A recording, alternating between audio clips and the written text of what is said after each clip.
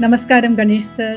Kumaresh sir, namaskaram. Namaskaram. Anyone has ever told you this, but your names feel so perfectly suited you both as musicians and as persons. Yeah, she's referring to the Ganesh. No. It's not that. So, I want to start at the beginning. So, do you remember what it felt like in those early days? Was it exciting or was it like a pressure? Was it joyful? In one concert in Delhi, we performed and audience started clapping after the thing. We were so excited. We also started clapping and laughing. So, how did you start taking music so seriously after your father advised you to take it as a hobby?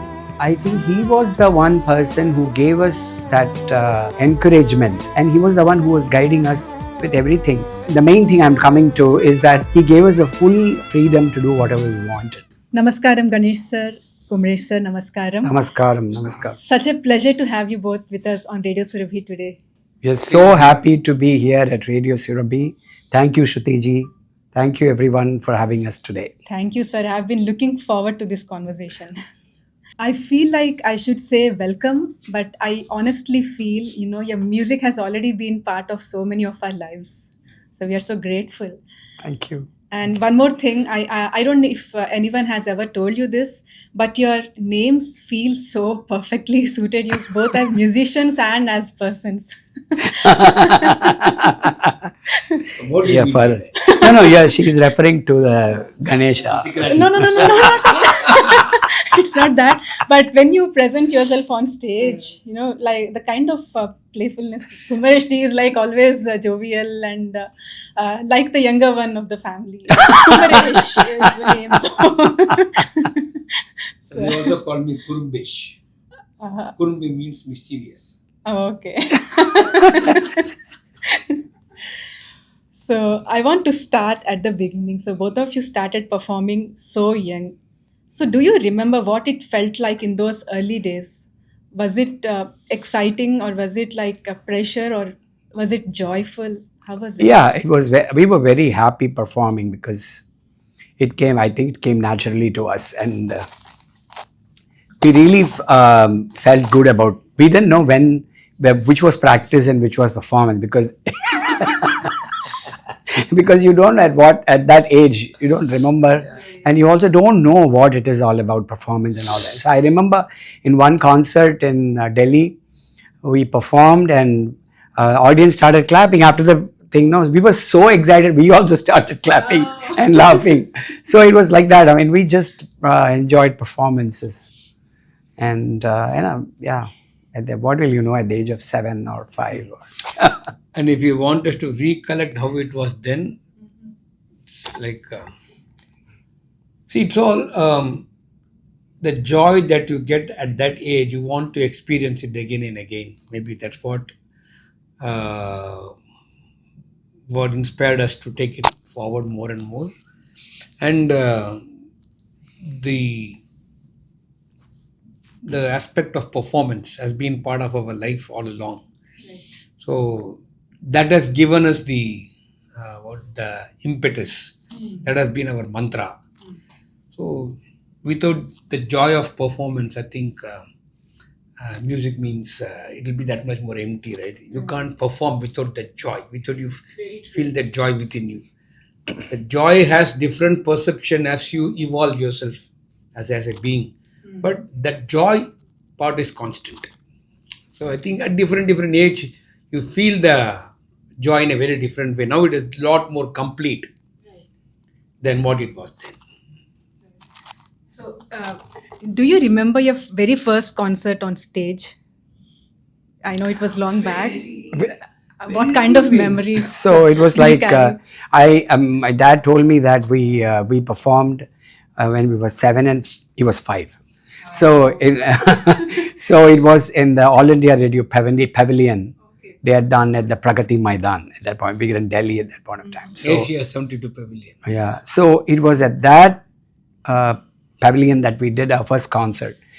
So I don't know. What can I say? Yeah, it's very easy. 5 years, impossible to. Yeah, but I know that we were performing. He would have more memory about that than me. And I have read that your father actually advised you to, keep music as a hobby in those early days. But that's so interesting, sir. From especially from where you are today. So how did you start taking music so seriously after your father advised you to take it as a hobby? Actually, my our father is a very different, had a different take on everything, and in music also he had a different take. And I think he was the one person who gave us that encouragement to perform well, how to perform, and he being our teacher and guide, and also taking us to all the concerts, putting thalam in front of, sitting there and putting thalam for us, and he was the one who was guiding us with everything. And it was like when we were practicing, it was more like a regimen, like we were asked to wake up very early in the morning, asked to practice, especially me, not him. So he got so, but the main thing I'm coming to is that when we were already popular, even at a very young age, and when it came to taking this as a profession, he gave us a full freedom to do whatever we wanted at that point of time. Because I could have, after my degree, I could have gone to work, and was very, at that point I don't think it was very difficult. When I told him that I don't have that feel, so he said, if you want to do violin, practice more. That's the only thing he said. So I also told Kumaresh when he was in 12th, don't go to college, let's practice together. So that also kind of, like we were able to devote more time to music at that point of time. And it happened like, I mean, it was very fluid for us, very organic. It was not like something was pushed into us or we took a very adventurous step. It was not like that, because even before we were doing the same thing. Like it didn't matter for us. We never thought it as a hobby or as a Profession, yeah. So before I was 15 or I was 17, we were already popular musicians performing in wonderful festivals, all popular. Actually, festivals. when I was in college and he was in school. Actually, I was first year college and he was in 11th or 12th. Even at that time, we were made state artists by the government of Tamil Nadu. So that was a big honor and big stage and all. They were performing all over TV, radio, and big festivals everywhere. So we were already there in the profession. So as he said, there was no differentiation for us as a hobby or that we are academically we have to do. Yeah, I think we were meant to be doing this. Yes. So we never thought of anything other than being musicians. That thought never came to us that we will be something else, or even that being a musician was natural. And since you were growing up in Kanpur, where there is, it's like mostly Hindustani music strongly present. So, did that not influence you much? I don't think so, because maybe you can say my dad was there with playing with a lot of Hindustani musicians and all that, but we were too young. And by the we when I was 4, like we went to Delhi, and then Delhi we were there for about 4 years. Then we came to Bombay, 2 years of our time there. Then by the time I was 10, I was 10 and he was 8. We already were in Chennai, the seat of Carnatic music. That's it. Yeah. So we were already in Chennai, and then we started playing. So I think, yeah, they would be there because my father was always a big fan of film music also. So he used to love Rafi's songs so much. So, and also a lot of he liked Hindustani music a lot also. So maybe when he taught us, he kind of gave us a kind of a view of everything. We were not just constrained by the fact that you have to sing only this or play only this. You have to listen to only, no, that not that kind of a parent. He was very open to many things, and he was, yeah, he kind of opened. He would he would also sing. Zindagi bar nahi bhulegi वो बरसात की रात. He would, I mean, so when he does that, immediately that goes into your mind also. I mean, you, oh, this also all those notes, just notes. Right, and then you start to You hum the same thing. Ga ri ga pa ga ri sa sa. One thing he will Sa say ni is that ri ri. Ga ri sa ri ga ri ga ga. Same thing. It's the same thing. So. one thing he will say is that never get influenced by anybody. Get inspired. Because when you are young, you suddenly will like somebody's some sound, will get attracted to it and try to play or sing or do something like the other person. Don't never get into that. Get inspired. Don't get influenced. That is the only thing he told us. So music is music. Hindustani or Carnatic has the same parent, Raga and Tala. The same. So origin is the same. yeah, origin is the same. Actually, what we do in Carnatic music is what was the original Indian Shastriya Sangeetam. Yeah. There it's a lot of influence of our friends from Middle East. On when they came, the influence is still there. But what we do down south is a lot more authentic. So, Kumaresh sir, I loved something you said during your concert that, even now you're always looking to explore more and bring something new each time. Yeah. So, that was when, your Kambhoji started conversing with Ranjani during the concert. So, it's like there's no limit at all to music. So, it's always like you paint your own imaginations onto a blank canvas during each concert. So, what keeps that creative spark alive even today? So it's very important to keep reinventing oneself. And we have been doing that right from our childhood. See, when we were young, all the giants were performing. Lalgudi ji, Embaji sir, T.N. Krishnan ji, everybody, Chandrasekhar ji, they were all performing, and it was very difficult for us to find a spot to perform. So when we got an opportunity, we have to show that we are different. There is something different. Appa used to say, there should be something different in what you are doing. So we did that, and then that was very young.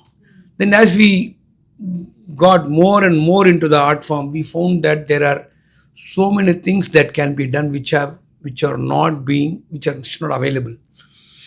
I always felt that on a violin, I cannot play the lyrics. And we used to have conversation. And he will say, yeah, what you're saying is perfectly right. Let us try something. He created some phenomenal melodies which did not have instrumental, that sahitya. So what we thought, it's so beautiful. Why not we layer contemporary sounds into that and bring out new sound into Carnatic music? That's how this fusion music started. So that was one reinvention. Before that, everybody, when all the duo that was happening, everybody would sound as one. Then we decided we will sound as two, not as one. We are two people. We will do. So we started doing Vadi Samvadi a lot. So he will, for example, Mohana Varnam. He will play Gagaji, Sasadi, Gagadidi. I'll play Sasa, Da, Sasa, Da. It's all very different. People say it is harmony. It is not harmony.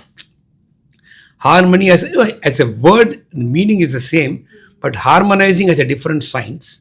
But when we do the Vadi Samvadi, it will stay in the same raga.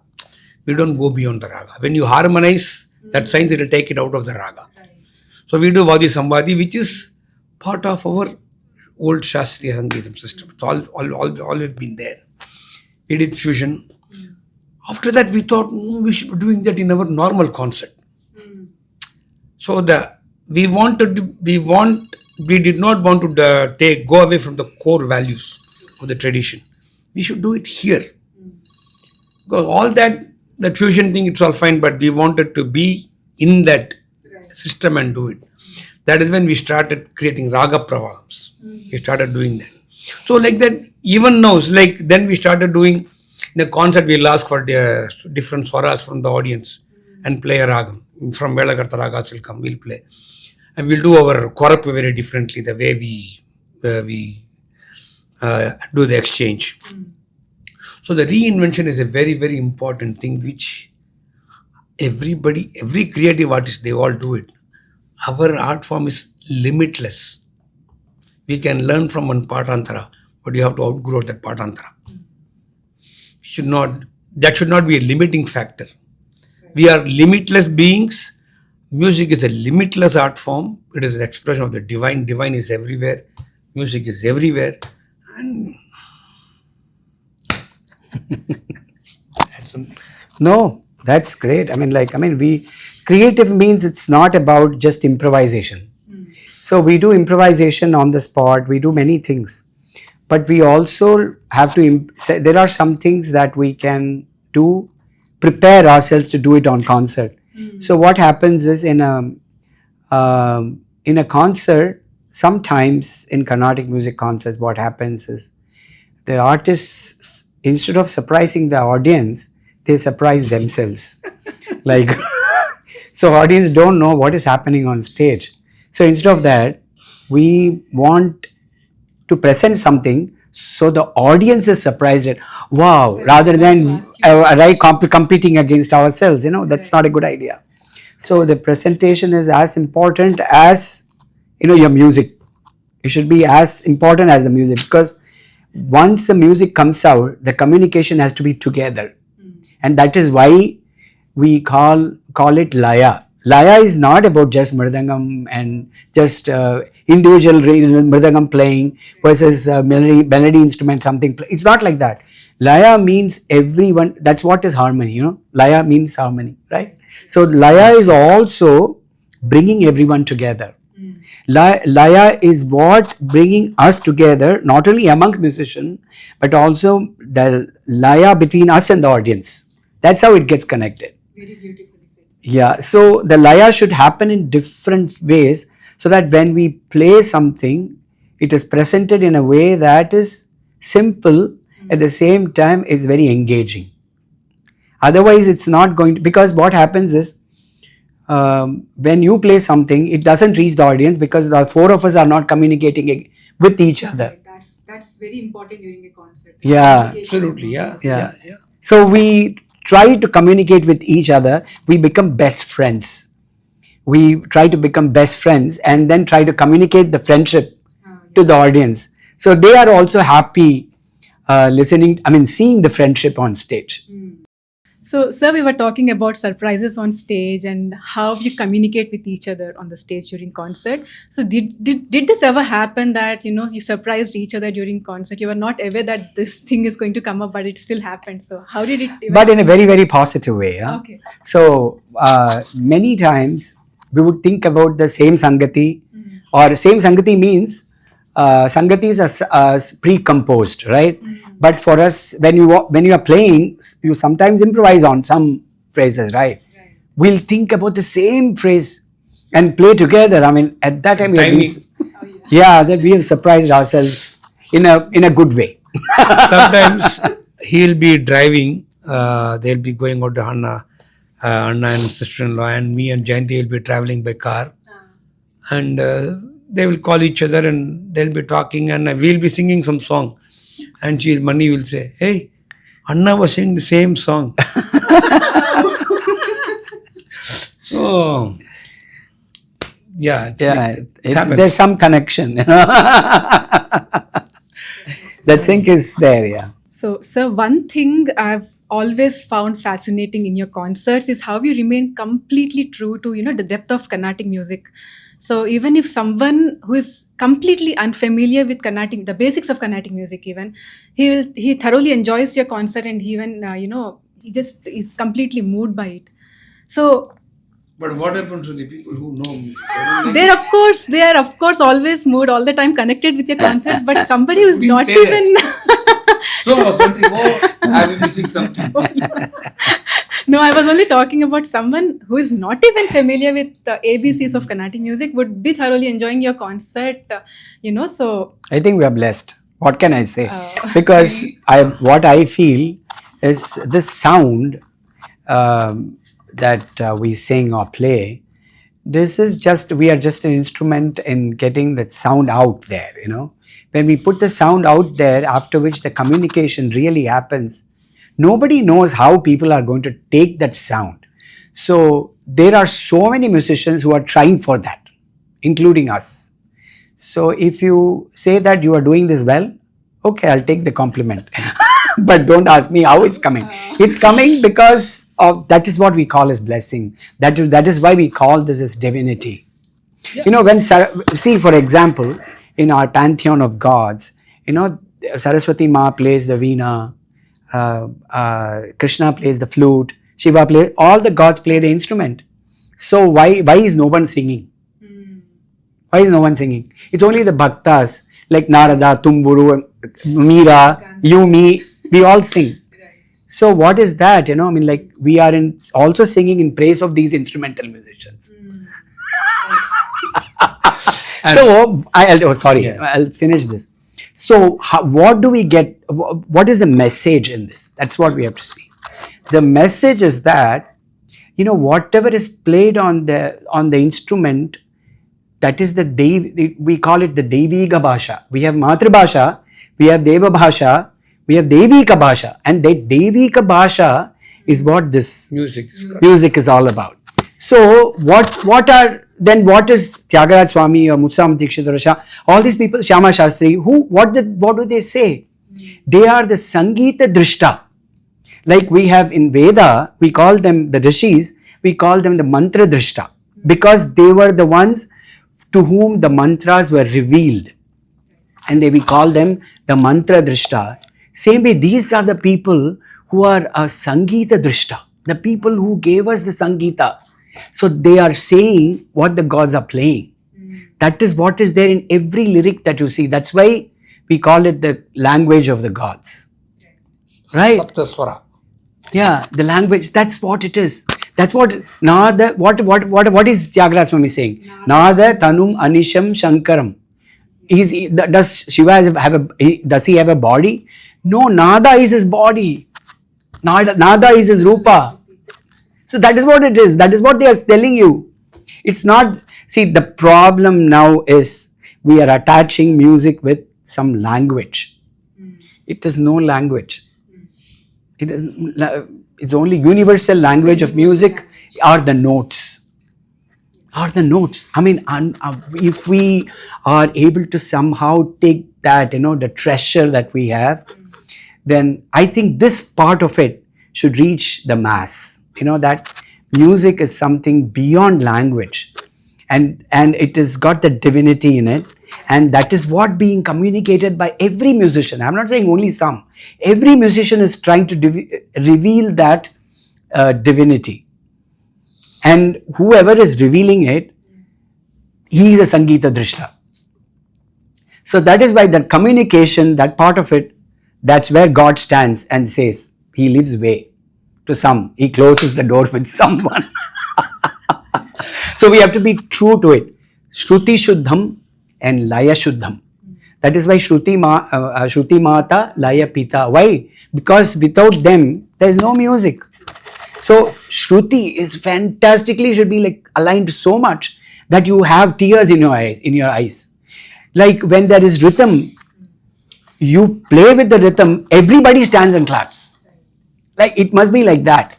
So once, I think that communication part is where God stands and reveals himself. So that's why I'm saying it's not us.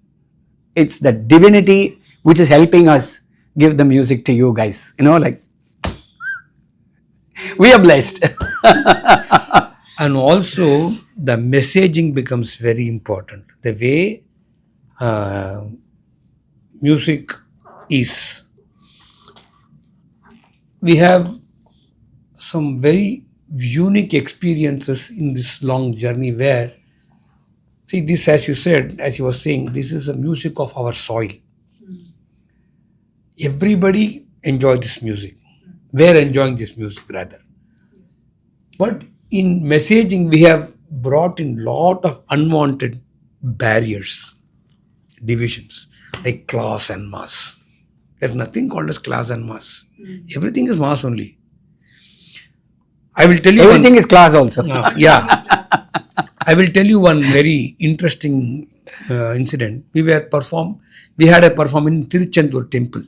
It is in the shore of in near Thuthukudi, a Muruga temple. So there, those days, we have to go by train. We had from Chennai go by train. So next day, after the performance, next day evening is the train. So we have the entire morning. So we were in a cottage. So we were getting ready for the next concert. So we were just practicing. Our father had told one thing: if somebody is listening to your music when you're practicing, stop it. Okay. Your practice is a personal thing. Oh. Performance is for the public. But in a practice, keep it private. Nobody should listen. Because that's R&D, right? So as we were practicing, that we were in a cottage, the window opened and we saw one guy, still we call it Alandaparam, that red berry. That guy was standing there and listening to music. So we stopped playing. After 5 minutes, there was a knock in the door. And I opened the door, there was that guy. Okay. Thambi, why did you stop? Playing Raga Gaulai. Oh. That is the point. He knew, he could understand what Raga we were playing. He was a Rasika. We will never expect somebody selling Valandapadam to understand a Raga like Gaulai. Right. He was used to that sound of that Raga. Yen thambi nirthittinga? Why did you stop? Nanna paint irundhathu. It was so nice. We were like, hey, what's happening? Even thinking about it now, I get goosebumps and I cry. See, that was how our music was. Everybody were enjoying our music. Unnecessary barriers. The scholars, see, music is not theory. Music comes out of nada, out of practice. And from practice comes theory. Right. Bilagari, according to theory, has a structure. It doesn't have Kaishiki Nishadam. But people sing Kaishiki Nishadam, right? So that is practice. Anandi Bariva doesn't have Antara Gantaram. That is theory. Now you sing play Antara Gantaram, no? That is experience. That is music. So theory is a reference point. That's all. It's just information. It's like notation. You should keep it there. Yeah. To see if you see, is there music in notation? No.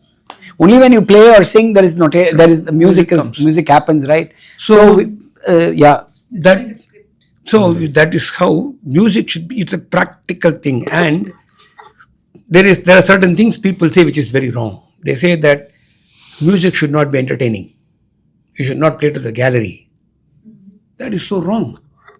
3 E's are important: entertainment, education, elevation. All the 3 are important.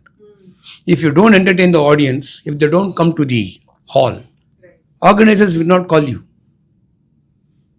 Right? So you have to figure out a way within this idiom, raga and tada, find ways to connect to people. See, what he is saying is we have to stretch boundaries. You don't have to go out of the boundary. You have to stretch.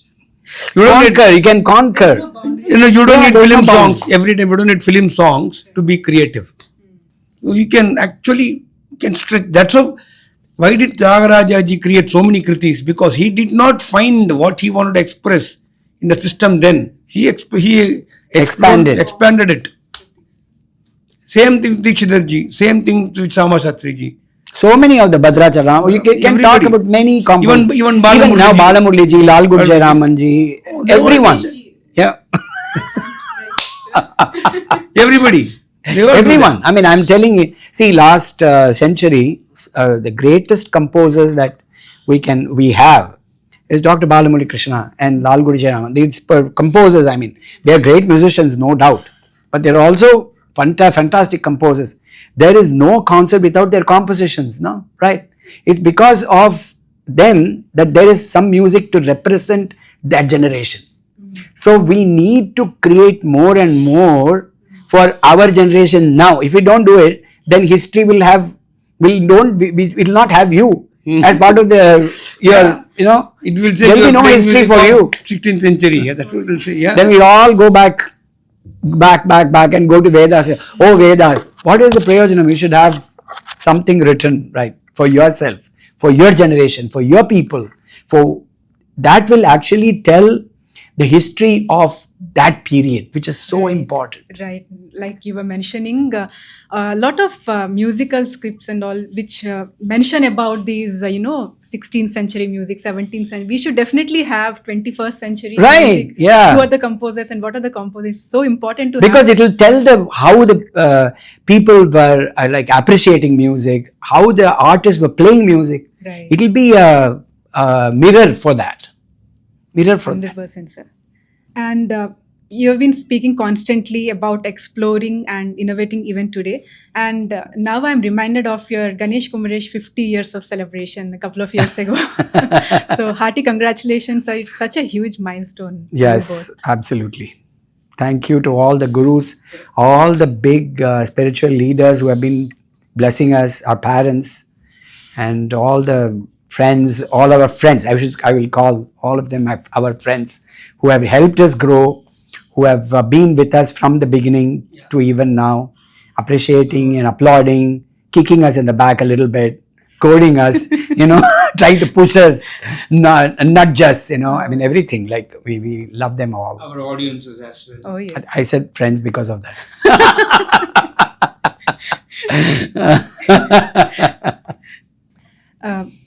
Sir, I've noticed that in almost every concert, there's that one deeply moving bhajan towards the end of concerts. Of course, sung beautifully by Ganesh sir.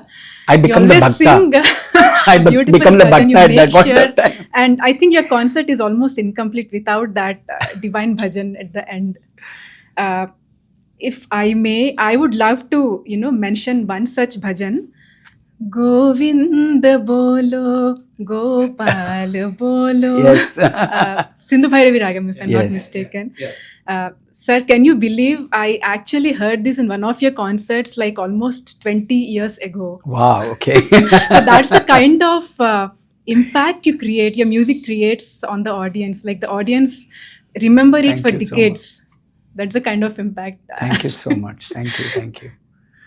So, Sir Ganesh, sir, having spoken about your, soulful singing, so just one line, if you don't mind, to make our studio pavanam with your divine voice. Bhali bhali Rama Bandapurama Bhali bhali Rama Bandapurama Balimi ke duru leru Bayahara Rama Rama Rama Bhali bhali Rama Bandapurama Balimi ke duru leru Bayahara Rama Rama Rama Bhali bhali Rama. So thank you so much for that, sir. Ganesh ji, so what is it like collaborating with music composers and directors like Rajamouli ji? So how much of creative freedom do you get while recording for them? I should thank all of the music directors and everyone involved because they give me utmost freedom to do what I want to do. But they'll have something for me to say about what they want, like what kind of, because there's something going on and they put a track for me. So I will know what it is like and I'll play my bit. It's, some memorable tunes have come out of it. So what was one such recent tune you played? Recently, I play for A.R. Rahman for that new Ramayana that's coming Wow. out. Yeah. That's so lovely, sir. Yeah. So you have both been performing, at the highest level for decades. And there are many such students who still struggle to, go beyond an intermediate skill, an intermediate level. So based on your journey, what's the secret to progressing? Is it pure practice, or do you think it's like, deepening their theoretical knowledge or performing regularly, or perhaps something beyond that, if you could share? No, what I call as smart practice. They should do smart practice.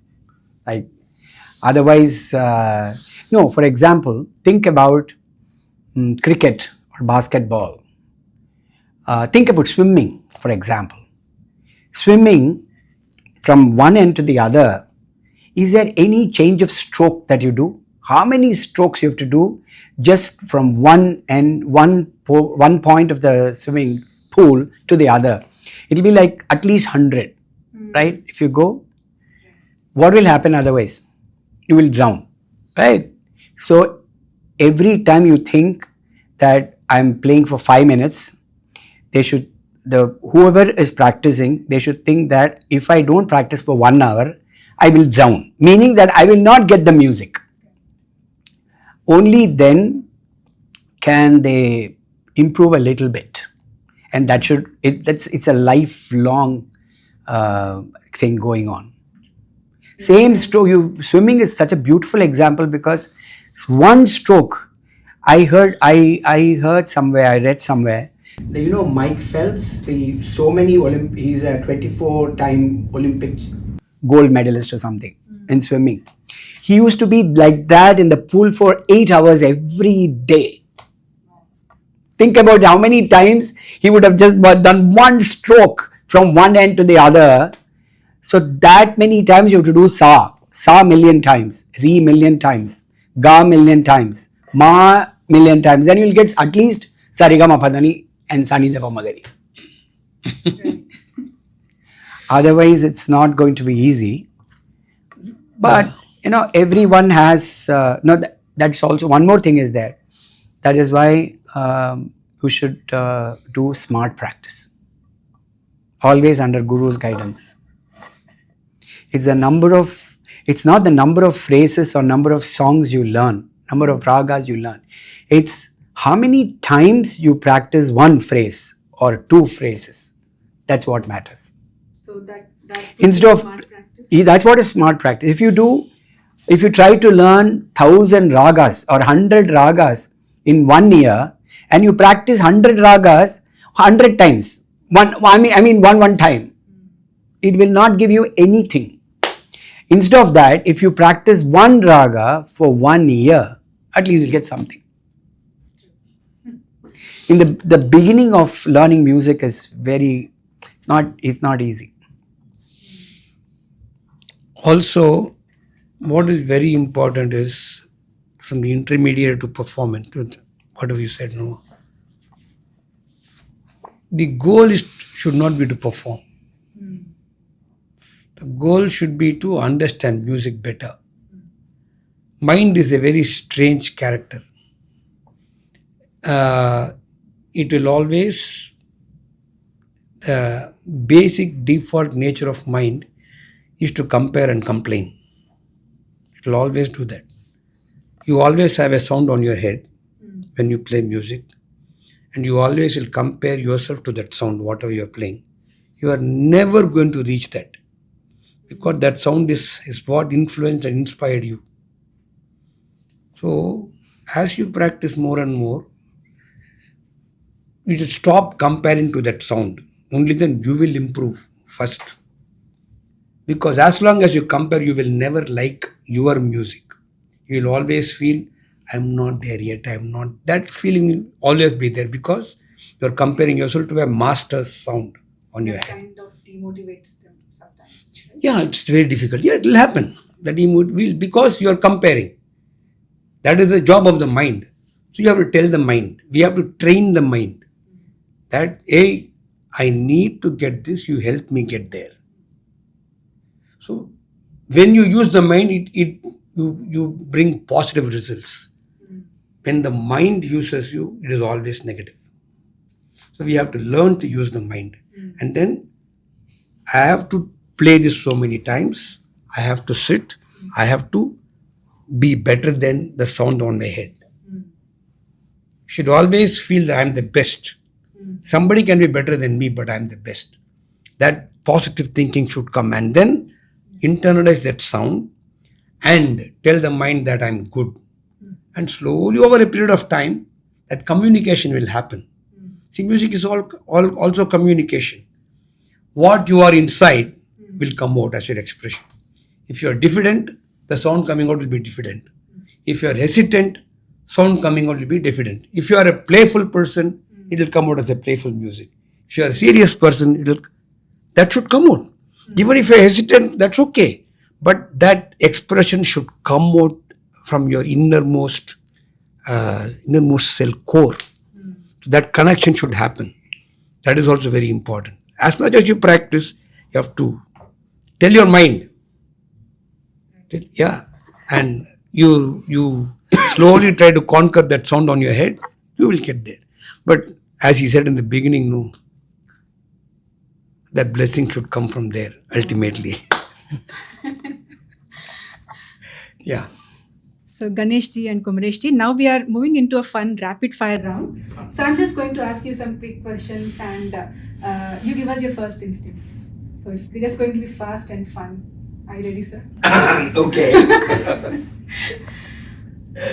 So Ganesh sir, morning raga you wake up to. Sheila Sri. Wow. Kumaresh sir, so evening raga that relaxes you. Myself.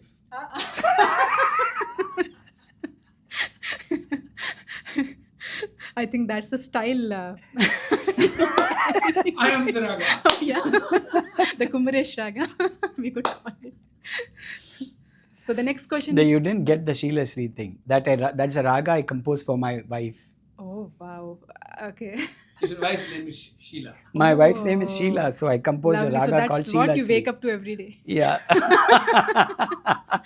And I think if I ask you the same question, what is a raga that relaxes you? Like, I think that's the same answer that I. Yeah. So the next question is for you both, sir. Sweet or savory after a concert? Oh, both are banned for now. No, music is both sweet and sour. Yeah. No? So Okay. So Ganesh, sir, my next question is of course pre-concert. Coffee, tea, or neither before a concert? No, I'm before a concert. Nothing. Maybe a little bit of coffee sometimes. Sometimes just black coffee. Yeah. Kumaresh sir, your lucky concert ritual or superstition? None. None. Every day new thing will come. when you have music, where do you need superstition? Yeah. Okay. It's there. It's the most positive energy that we can have. Yes. Agree, sir, 100%. Ganesh sir, your favorite non-Carnatic music genre or artist? I like all kinds of music. There's no like a fast rule that I like this more than the other. But what the music that comes to me is always Any great. music is Any music is beautiful. Yeah. Music is beyond genre. It's the Yeah. mind which gives a foundation, right? beyond genre, beyond language. Yeah. Wonderful. Kumaresh sir, if you weren't a violinist, which instrument would you love to play? If I were not If you are violent, not a violinist, which instrument would you love to play? And please don't tell me it is Saraswati Veena. no. I would have. If he's loved a it. non-violinist, he'll become a violinist. I would have been a percussion player, Okay. quite possible. Uh, I would have been a mridangam player or a tabla player mm. or a drummer. Quite possible could have been a percussion player. Yeah. Did you ever imagine being a drummer, a rock drummer? No. Okay. No, I learned mridangam when I was young. Okay. I learned mridangam from Drichu Narendranji. Mm. I just went for a few classes. I somehow like the rhythmic patterns.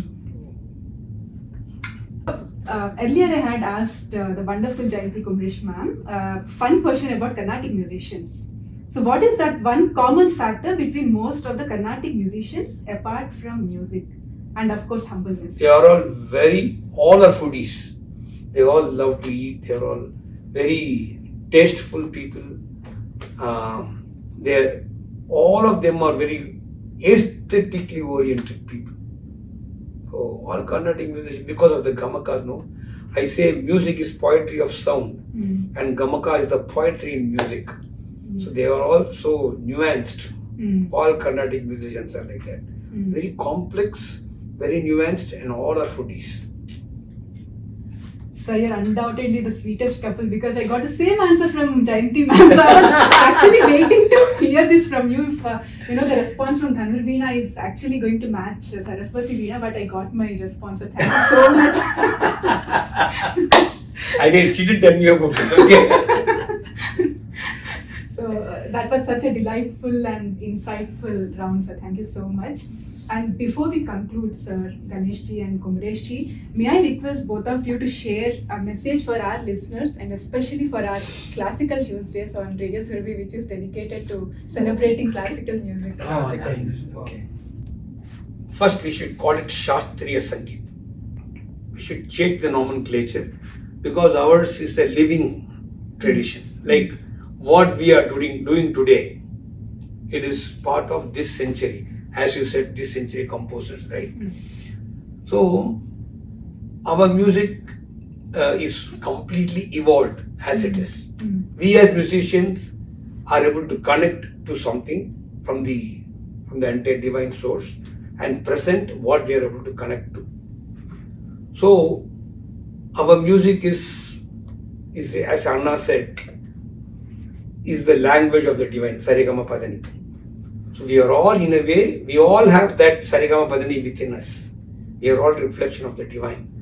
So let us all try to become musical, beyond division, beyond any kind of Bedam, language barrier, regional barrier. We are all wonderful, wonderful beings.